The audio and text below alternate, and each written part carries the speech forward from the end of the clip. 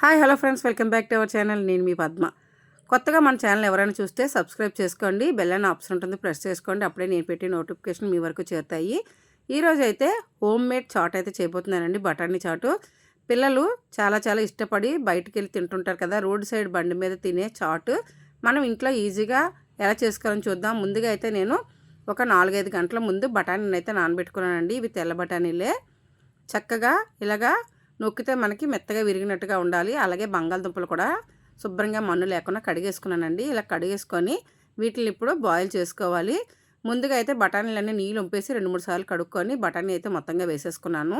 ఇక్కడ నేను తీసుకునే బఠానీలు 1/2 కేజీ అండి. 1/2 కేజీ బంగాళదుంపల వరకు తీసుకున్నాను నేను. ఈ బంగాళదుంపలు బఠానీ ములిగినంత వరకు నీళ్ళు వేసుకొని కుక్కర్ విజిల్ పెట్టుకొని 2 విజిల్ రానివ్వాలి. కుక్కర్ మూత పెట్టేశాను. విజిల్ కూడా పెట్టేసి 2 విజిల్ వరకు పెట్టుకున్నానండి. 2 విజిల్ వచ్చిన తర్వాత విజిల్ అయితే తీసేసుకొని, చూసారా దుంపలు 2 విజిల్కే బాగా ఉడికిపోయి, బఠానీ కూడా బాగా నానిందండి. బఠానీ కూడా చాలా మెత్తగా బాగా ఉడికాయి. ఇప్పుడు బంగాళదుంపలు అయితే సపరేట్ చేసుకోవాలి. ఇక్కడైతే నేను 2 స్నాక్స్ చేయడం కోసమని బంగాళదుంపలను ఎక్కువగా తీసుకున్నాను.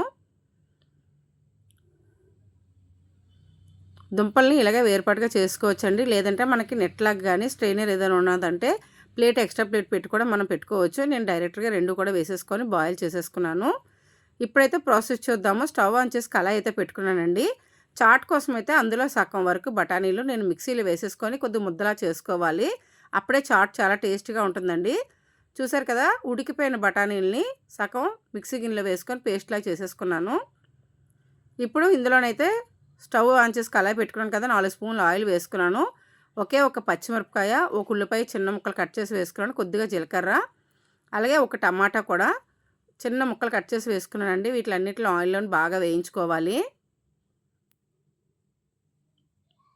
ఇప్పుడు అన్నీ వేగిపోయినాయి కదా, ముందుగా ఉడకబెట్టుకున్న బఠానీలు అయితే బఠానీ పాలంగా వేసేసుకోవాలండి. మిక్సీ జార్లోని వేసుకున్నాను కదా, ఈ మిక్సీ జార్లో ఉన్న ముద్దను కూడా ఇందులోని వేసేసుకోవాలి.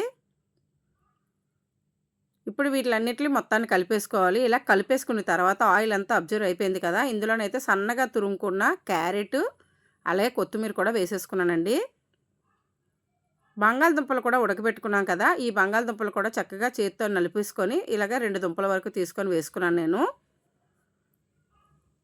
ఇప్పుడు ఇందులో టేస్ట్ కోసం మసాలాలు అయితే యాడ్ చేసుకుందామండి. ముందుగా అయితే నేను 1.5 స్పూన్ వరకు ధనియాల పొడి అయితే వేసుకున్నాను.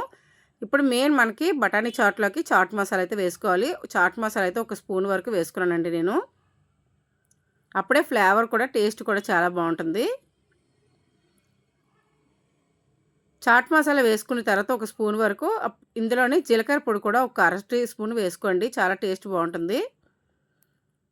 అలాగే డైలీ వాడుకున్న కారాన్ని అయితే నేను ఒక 1/2 టీ స్పూన్ వరకు కారం వేసుకున్నాను. రుచికి సరిపడగా ఉప్పు కూడా వేసుకున్నానండి. ఇప్పుడు మొత్తాన్ని ఉప్పు కారం అన్నీ కలిసినట్టుగా కలిపేసుకోవాలి. ఫ్లేమ్ అనేది సిమ్లో పెట్టుకొని మొత్తం కలిపేసుకొని ఇప్పుడు ఇందులోకి అయితే మనము పసుపు అయితే వేసుకోవాలండి. 1/2 టీ స్పూన్ పసుపు అయితే వేసుకున్నాను. ఇప్పుడు ఈ పసుపుని కూడా మొత్తాన్ని కలిపేసుకోవాలి. అలాగే ఇక్కడ 2 గ్లాసుల వరకు నీళ్ళు అయితే వేసుకున్నానండి నేను. నీళ్ళు వేసేసిన తర్వాత మొత్తం చాట్ని అయితే ఇలా కలిపేసుకోవాలి, మొత్తం కలిసినట్టుగా. చూసారా, ఇక్కడ కలిసిపోయింది కదా మొత్తంగాన.